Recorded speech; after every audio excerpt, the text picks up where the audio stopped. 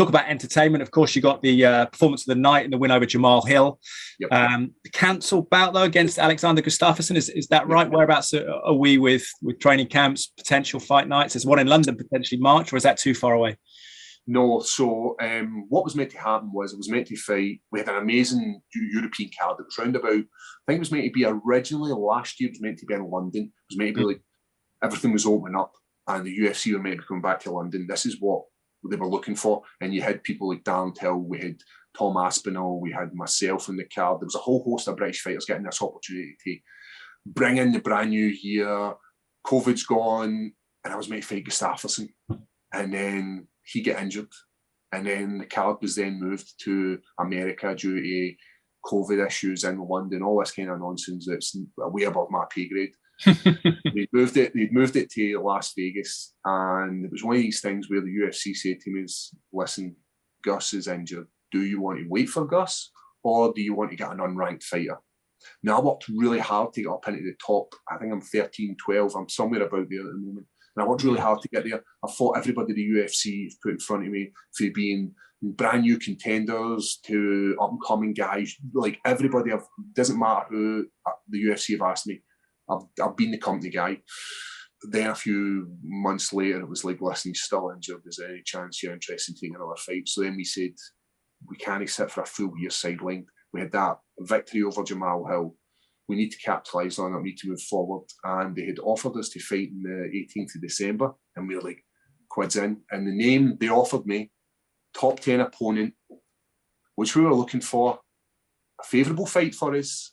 And then we couldn't get into the US due to my visa being run out and the new, you need to be double vaccinated in the country. So then that was then put in the back burner as well. And then the UFC said, listen, you happy with that fight? And we said, yeah, we're more than happy with that fight.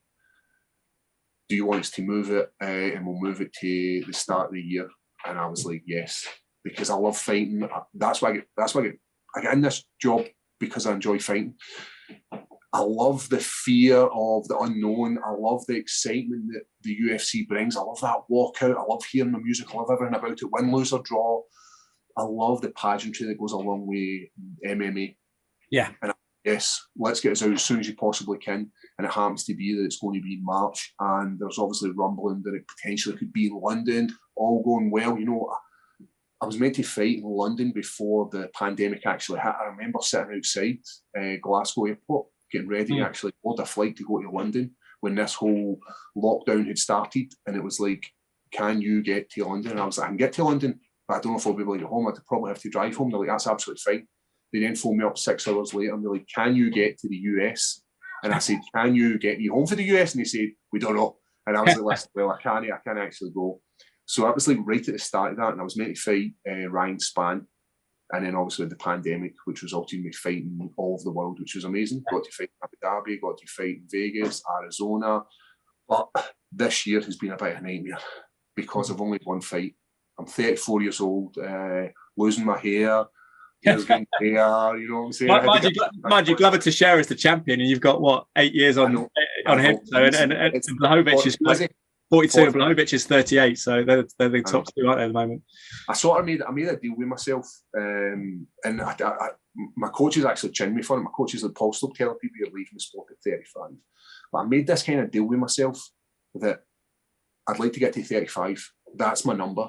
And I've only got a year left in that. Last year was a nightmare because obviously this current year we're in, just due to everything that happened. But it's out of my control, and everything happens for a reason. But I'm still kind of firm on that number of 35. I don't see the point of taking damage for MD for not being at my best. Because by the time I hit 35, right, as you're saying, we've got Jan Blachowicz, who's getting the old 38. We've got the champion 42. I just don't want to be the guy who's getting used. I've used people like Shogun Hua to step up the ladder so that I use his fame. And I don't want that to happen to me. So in my opinion, I'd love to leave this sport at 35. You ask my coach, you ask my family, he'll probably tell me I'm fine till 42. But it's interesting in sports across there's people rewriting the kind of I guess, perceived wisdom, isn't there? There's people like Cristiano Ronaldo at Manchester United, nearly 37, and he's scoring lots of goals and running around. That's in football or soccer, as the people in the US would call it. But it seems like there are people pushing the boundaries, particularly in fight sports. But I suppose, as you say, it's whether you can get those titles, but how much you sustain whilst you're achieving those titles. Yep, and on what price do you put on fights? Do you put as the end goal to get to the title? I'd love to be the champion, and I believe I've got the ability to be the champion. So last year, obviously, put that to bed, but I still had an amazing fight against Jamal Hill, and I wish I'd capitalised on that. I wish I'd had the Gus fight, then moved me up into the top 5, and then for the top 5, I could have been fighting someone closer to that championship spot, and then ultimately being the champion. It's achievable, and right now in the light heavyweight division in the UFC, belt's going to be changing hands a lot. That whole top 10, everything's changing. We've seen Jamal Hill at the weekend beat Jim Crute, who's fought Anthony Smith, who's fought Kutalaba, who's got a list of names ahead of him, and that's him. He's had his shot, and now somebody else is going to make a rattle in Jamal Hill, and then you've got guys just waiting, like Rakic, who's waiting there to have his opportunity. There's all these people in the like just waiting at the sidelines, like, oh, here's my chance. And the belt will change hands. The belt will change hands a few times before it stays with somebody for a while. And then you've also got the King, who's currently away. You know, he's like, we've not seen him fight at like heavyweight at the moment. John Jones. Yeah.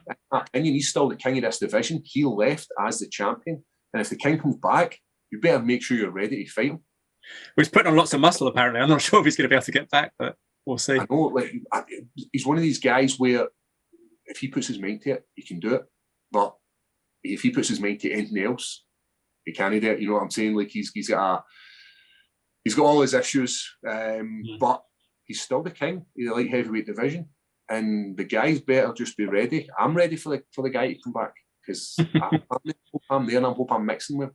Yeah, we just want to see him back again, don't we? Light heavy or heavy. He said his intent on heavy. What is, quickly before you go, Paul, it's appreciated time. Is there an exit strategy? You mentioned the 35. I know you've been involved in football before. You've done solo jiu-jitsu, bespoke tournaments. What would the future hold for you? Do you have a plan? You know, I'd love to progress in jiu-jitsu. I love the sport. That's why I lean on it so much. It's one of these sports where you can always learn. Once actual sport's gone, meaning the sport as in UFC, MMA, that's gone, and I'm not old enough to do it. You know, the guys I'm sparring in the gym are getting too quick for me. I'm taking on too much damage dealing with these young whippersnappers. The martial arts is still there, and that's what's going to be there for me to the end of the days. Other sports, like, I don't have time for any other sports at the moment. You know, I miss playing rugby, I miss playing football, but you just pick up too many wee niggles, people standing in your toes, people banging into you. Like, you get injured more doing football and rugby than you do doing MMA. So once I end my career in MMA, who knows, maybe you'll see me in acting, maybe, I don't know, maybe you'll see me in Tesco. Like, I don't mind, as long as I've got memories of being a UFC fighter and ultimately doing the best I can do in the sport with the time I'm given, because I was very late getting to the sport. I was like 25. By the time I got the BAMA title, I was 27. By the time I got to UFC, I was like 28. And then I've been just grinding away, fighting everybody the UFC's fired in front of me. And you look at some of the names, like Jim Crute, who was in the mix there. We had Jamal Hill, we had Kennedy Nchaku, who's in a bit of tear. We've had, obviously, getting an opportunity to share the octagon with Shogun Rua twice, getting a draw in Brazil, having Brazilians chant, they wish you were dead, all this kind of stuff. Like, is that once I leave the sport, as long as I've got a couple of memories, don't need any money, don't need a job, just as long as I've got some memories. I'm that old guy, you know, the old guy sitting at the end of the bar, like, I used to be a fighter, son. That'll be me. I'll be telling stories about how I could have been the world champion. You got a massive 2022 ahead, and appreciate your time, Paul. We wish you all the best.